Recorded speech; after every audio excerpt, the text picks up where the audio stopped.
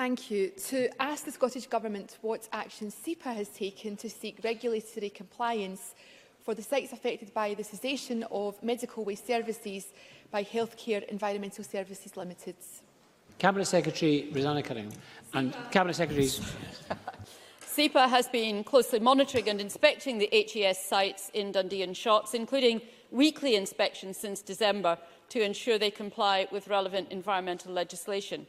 Enforcement notices were issued to HES in September and December 2018. However, further scrutiny has established that the company has not fully met the requirements of the notices. Subsequently, SEPA has commenced an investigation to establish if criminal offences have been committed.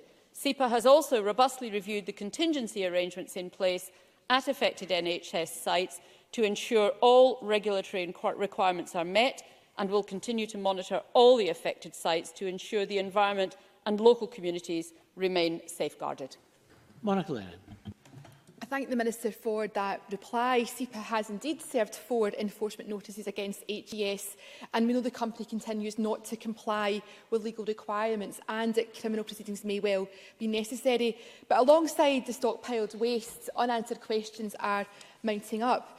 Can the Minister advise how many tonnes of waste has been stockpiled, the types of material, how long it's been piling up, and what is the estimated cost of achieving compliance? What is that likely to be?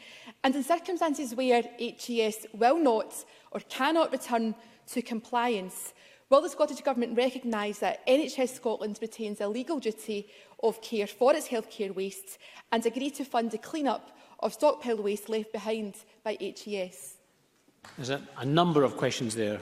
There are a number of questions there, and some of them are not entirely within my portfolio remit, and I'm sure the member realises that. And I will try to deal with as much as I can.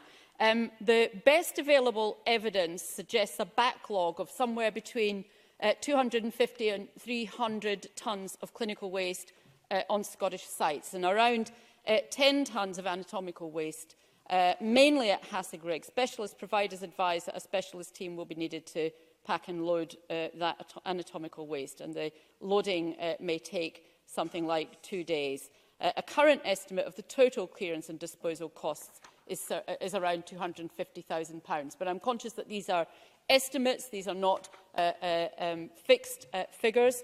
And the issue around cost, I mean, there is a contingency arrangement cost as well as a clearance and disposal cost, which somewhat complicates the answer to that question.